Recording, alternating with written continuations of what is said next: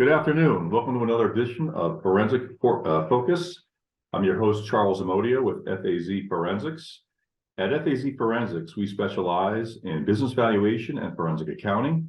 When answers matter, FAZ delivers. And today, I'd like to introduce my colleague, Christian Leva. Christian, how you doing?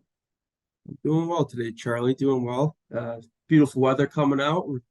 Looks like we finally got out of our third, fourth winter here in upstate New York. So looking forward to just getting outside. We live in a good spot for spring. So beautiful season. How have you been? Good. I'm just again looking forward to the nice weather today. Unfortunately, the weather for the rest of the week doesn't look too good, but we'll take what we can get for right now. Absolutely. Yeah, there's no snow in the forecast. There's a little rain, but we could deal with that. Yeah. So what's new in your life? What's going on? Any good news to report? Any good news to talk about? I think work's been great for me. I think that's what I've been focusing on this year. This is going on my third year here at FAZ. So yeah, getting the experience, we're getting on more projects. Really being able to dive into projects too, I think. As an intern, early on in my career here, there's a lot of getting a feel for what we do, understanding how we do it, and really just feeling out how everyone works. It's important to be able to mesh how I like to do things with everyone else, and I think we do a good job here of being able to collaborate. I think that's a big thing with a lot of these projects we do, because a lot of them are there's not a cut and dry way to do things. There's a lot of different aspects of any discipline we work in, and I think that's what I've been really focusing on lately. It's not a cop-out. It's definitely something work's been great, and I've been focusing on that. Other than that, I'm looking forward to, obviously, weather's getting nice, so we'll be getting out for some golf this week. Just getting outside. We live in a great area, so I think other than work, I'm excited to really roll into the spring here and get outside and get active. Sure. So what types of cases do you work on? You talk about being able to collaborate. So what kind of cases have you been working on? So I do a little bit of everything here. I think the three main things we work on are the insurance side of things, the economic damage, business interruption claims. We have the obviously forensic work, which is mainly litigation support, and then the valuation discipline we've been working on a lot, and recently really building that side of our the services we can offer. So yeah, I do a little bit of everything, and I think that for me, as haven't earned the CPA yet, working on some certifications here. I think it's important for me, in the meantime, to get as much experience as I can, and just get a feel for everything we do. I think making yourself more versatile, not within your company, but just in general in life. I think that's a very important thing to do, and it's great to have specialization, but I think for someone in my position, it's great to I think more beneficial to really expand what I'm learning and what I'm working on here. Okay. Any interesting cases you're working on right now? So we just had one. It was a forensic matter. We have a gentleman, he going through a divorce, and we needed to help him out in calculating the value of his retirement accounts as of the date of marriage. The interesting thing with this one was the documentation was a little limited, right? The marriage was years ago. We just didn't have the account statements from back then. Like I said, it's a big game plan. It's figuring out how we what avenue we can take. When we have the latest information we have, not latest, the oldest information we have was 5 years after the date of marriage. So that took a lot of collaboration with Paul and Noah here. We had a very quick turnaround too. I think from the day we Had that initial engagement meeting with the client. We had about 2 days, 48 hours or so, maybe a little more or less. Wow. Wow. So we did a good job on that one. And I think that really speaks on, the collaboration we have here. Any project you do, 48 hours is a tough turnaround, regardless of the information you have. And, considering the quick turnaround and, the limited information we have, I thought we did a great job on that. And I think at the end of the day, I really liked that project because it was, it was impressive, I think, by our team here to get that, to a point and get some work product to the client. I think at the end of the day, though, this guy, he really didn't know how to. It's a tough task to figure out, what was my account worth 5 years before my last statement I have. And I think once we got that out, I think the client was really happy with the quick turnaround. I think he really appreciated, the communication we were able to have. I think that's another thing that I kind of take pride in respect to my job and, what we can provide here at FAZ is creating value for not only our clients, but, each other, ourselves, just the general, just different areas that we work in. It really keeps you going, realizing the value that you are creating for an entity or an individual. You take a lot of pride in that. I think that's a really nice at the end of a project to, reflect on it and, realizing that someone's coming out on the better end, before they may have been engaged with FAZ. So Sure. a combination of the, I wouldn't say difficulty, but, it was a quick turnaround. And then, comparing that with how, I think the client was pleased with what we did and really helping him out in his divorce. Take a lot of pride in that. And I think that's a really, really great thing that we focus on at FAZ, that, it's not just getting something out. It's getting something out that's quality and that's going to help, help our client, put them in a better position than where they were before, they engaged with FAZ. I know you mentioned earlier that you started up with us as an intern and obviously now you're obviously been, full time with us for a couple of years and obviously been a great addition to the team. What is your, what do you like about FAZ? Anytime I'm asked this question, it's immediately the culture that we've created here. I remember I interviewed with you and it was a few weeks after I graduated and I was nervous, right? This is my first interview right out of college. This is a possible career. And going into it, I didn't know what to expect. I've gone through interviews before, but it was in high school. It was, Sure. Little jobs here and there. This is, this can be a career for me. So I went in, I hadn't met you yet. I don't believe I knew, sister-in-law and she hooked me up with you and I didn't know what to expect out of the interview. I came in and it was so, I don't want to say so casual, but it felt that way. There was no I didn't feel like you ever were asking me questions I really didn't know the answer to. I think we spoke about maybe my resume and kind of my experience in accounting for 20%, 25% of the interview, and the rest was just getting to know each other. And Sure. I think that's something that you, the partners here, you guys have done a great job of really emphasizing not how smart you are, what's on your resume, all these, great things you may have done. You guys really focus on the people and the personalities. And I think the personality fit is a lot more important than your technical skills. The technical skills we're going to learn. I've grown those a lot with you. Our team at FAZ. And I really like that we focus on the people we work with rather than, what they can bring to the table, because that can always be improved. But it's tough to, improve or change your personality. That's who you are. And that's important here. And I think that's definitely my favorite thing about this is, it's a very cliche thing to say, but work doesn't feel like work. I haven't had a day where I'm, a span of time where I'm like, oh man, got to go into work today. It's always get up, go to work. It's going to be a good day. Yeah. It's important to have that mindset going into each day. And you guys, have made it easy to have that mindset. The company culture here is second to none, I believe.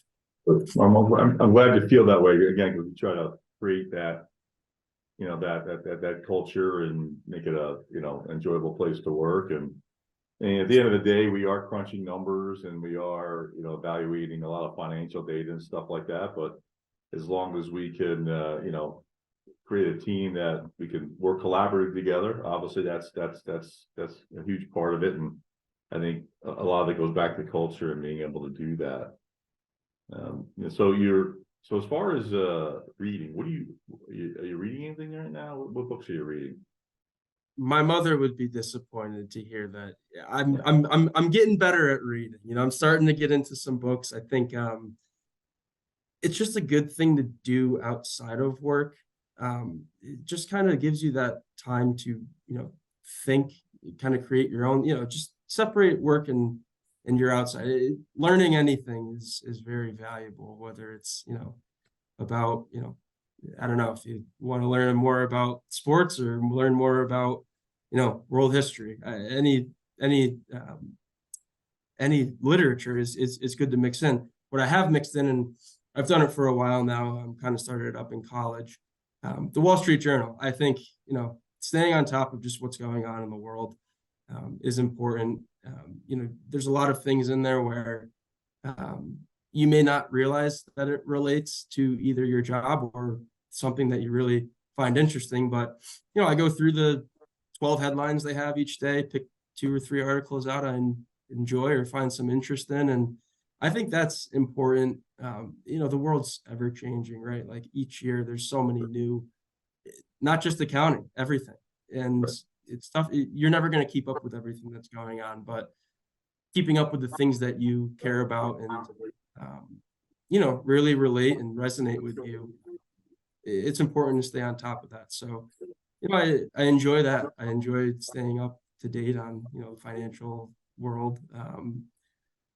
So Wall Street Journal is what I'm reading, and I have a few books lined up this quarter that I think will help me a lot. And just learning how to set a good routine. I think it's great to put a routine and add reading to the routine. Now, aren't you? I know you're studying for the CFE exam. Is some reading involved there as well? Yeah, maybe not so fun reading. So we have 4 of us right now, or 3 of us, including myself, and we ordered the 2 manuals, and I think, I don't even want to know what the shipping cost was on it. Each box weighed about 25 pounds. 2 big binders of information. There's 4 parts of the exam, but I think the reading isn't as daunting because we have a couple other resources we're using. We have a good online practice bank. There's a study guide to go with it. And ultimately, it's being able to work with 3 other people with the same goal. I think getting the understanding of the material, it's great to bounce ideas off. I think that just makes it so much easier to, instead of just being on your own with that. It's great. And it also keeps us motivated, right? I think we all have a competitive aspect. I'm pretty competitive myself. And, you want to, you see somebody else, I passed a few exams here. It's like, oh, shoot, I gotta get going too. So, that's been great in studying for this. So what do you like to do outside of work? I enjoy living in Saratoga. There's so much to do here.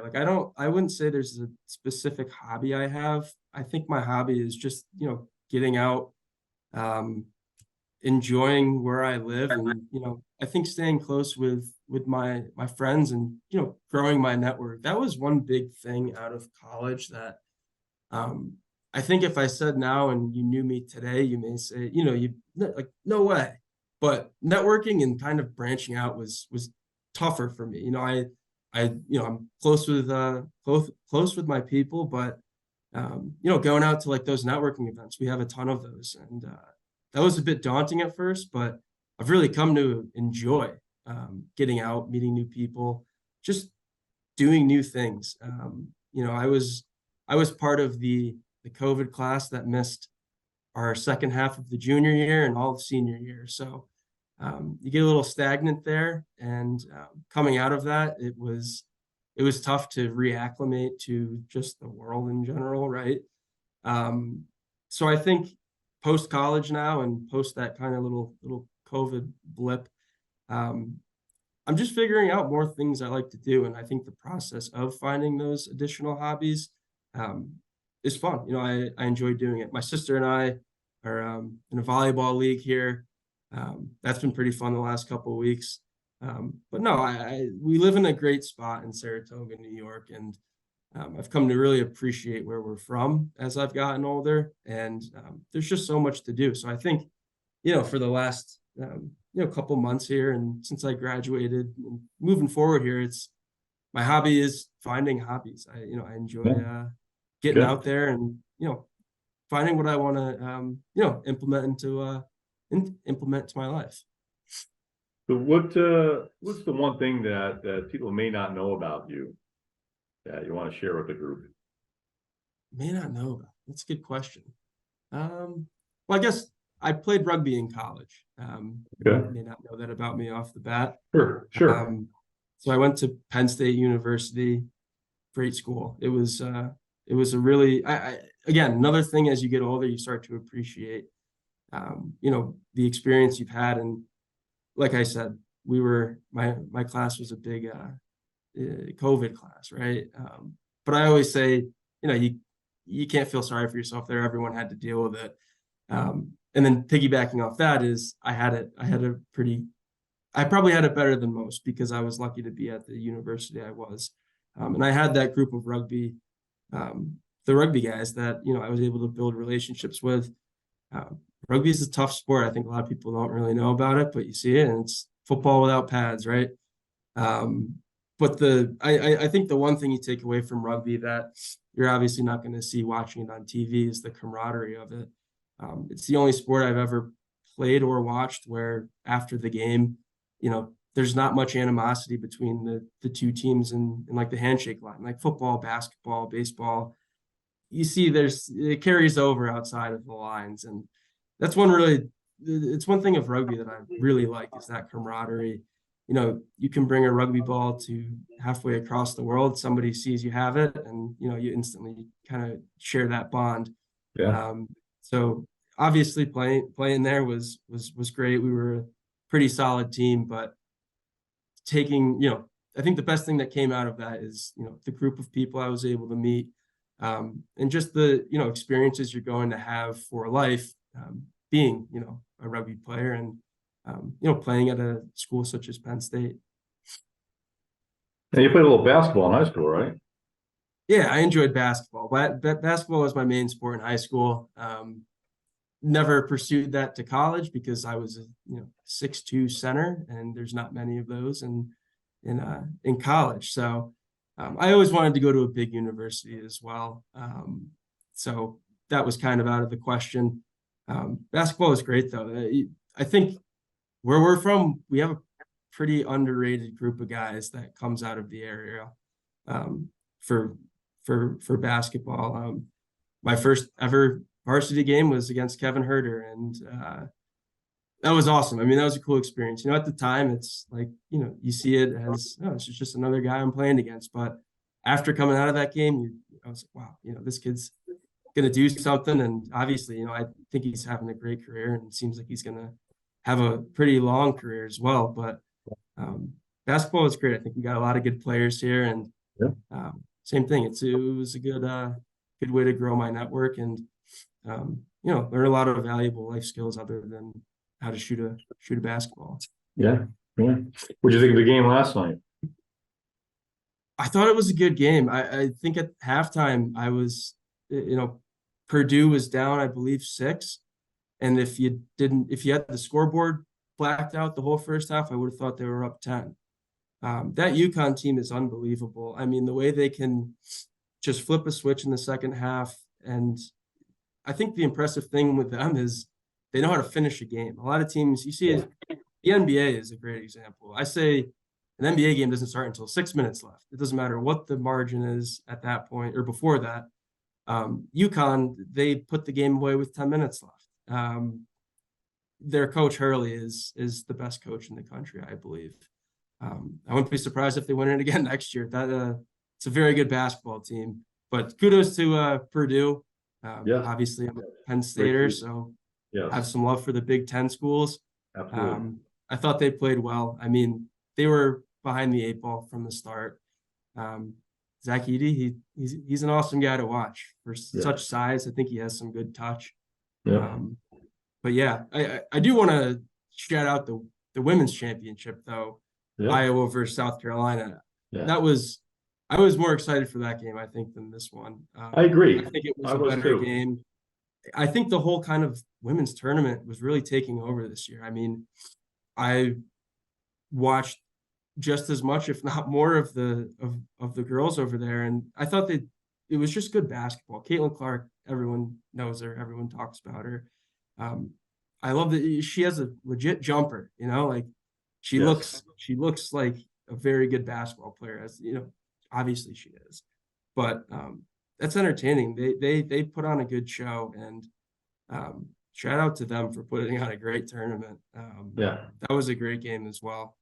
Yes, absolutely. I think as it's amazing. Obviously the cream rises to the top, and that South Carolina team has been, for the women's, has been phenomenal all year long. I mean, they were just strong inside, and they could shoot the threes. I mean, that's a deadly combination in basketball. And it probably the same thing with Yukon. They were strong inside and they could shoot the threes. And I was going to say those games are a very good comparison of the teams. I think Purdue, a lot like Iowa, they have a very good individual player. And South Carolina and Yukon are just dominant teams. Yes, they are. And they know how to finish games. South Carolina too. They were down in the first half, and dominant teams and well coached teams. Well coached. Absolutely, teams. It all comes down. One of my fears is that Danny Hurley would leave Yukon, and I think I saw something on ESPN.com this morning that he wants to create a dynasty there. He wants to stay there. And especially with the Kentucky job opening up, you wonder what's going through his mind, and if they're going to reach out to him. I'm sure they probably will try, but at the end of the day, it's nice to see him stay. Say he's going to stay there, and I hope he does. Yeah, I'm a big Siena basketball guy. I always will be. My father is a alumni. We had season tickets from when I was like 6 years old to 16. But you have to have a team to root for in the tournament, and Siena hasn't been as great lately. So Kentucky's my secondary team. I call them the Blue Bloods.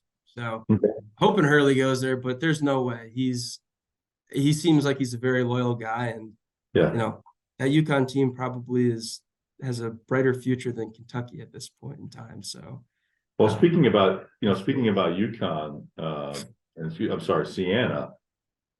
See, they've hired Jerry McNamara, so I hope that will elevate that program and get them to a certain level. Yeah, I'm not familiar with Jerry McNamara's game, but I have heard he's a very good coach. There isn't a guy that, a Siena alumni that I know, or, any college basketball fans or Siena basketball fans for that matter in the area that have had a bad thing to say. So I'm looking forward to that. It's tough for these mid-majors, and it always has been with the transfer portal, but now with the NIL, it's extremely difficult to, build a solid team for 1 year, let alone a culture that can last. But it seems like McNamara is going to be a good fit there. I can't wait to be back at a tournament game where Siena's a 14 seed against the upset. So absolutely, hopefully that's coming up. I hope so. I think unfortunately they've had some down seasons of the past few years, and definitely looking forward to them getting back back to the tournament. I think that would be great. Shifting gears though to the NBA, I know you and I talk about the Knicks all the time, and we're both Knicks fans, and I'm excited I'm excited.